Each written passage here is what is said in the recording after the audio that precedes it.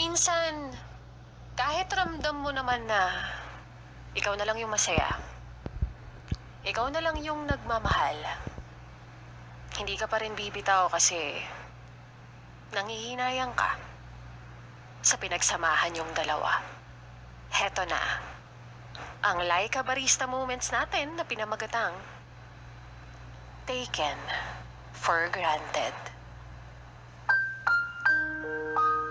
Gusto ko lang itanong sa'yo na paano mo kinakaya?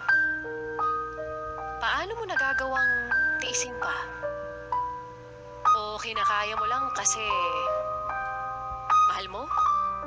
Kasi gusto mo siya syempre. At hanggang nandyan siya sa tabi mo. Magtsatsaga ka sa makikita mo kahit sobrang sakit na.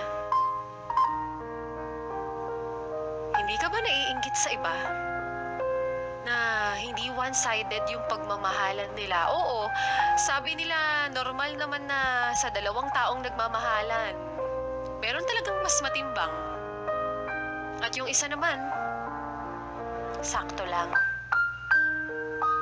Pero kahit pa yung ininvest mong pagmamahal sa kanya, lumalago pa. Pero yung ininvest niyang pagmamahal sa'yo, ayun, luging-lugi na. Ang galing lang, no?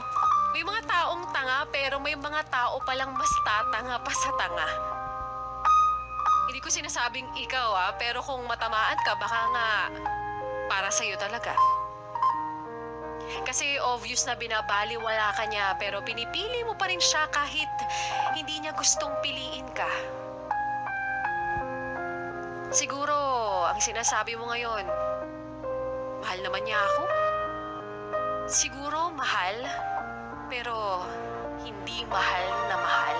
Bakit tinatanggap mo na mahal ka, pero kahit kailan hindi ka naging priority? Mahal ka, pero ikaw lang ang laging nag-a-adjust sa huli.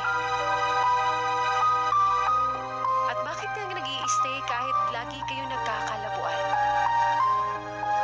Hanggang sa narinig ko ang sagot na hindi na ako nakakibo pa.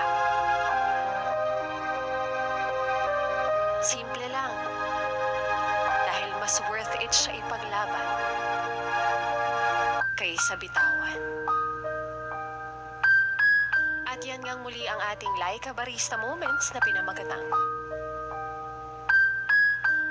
Taken for Granted.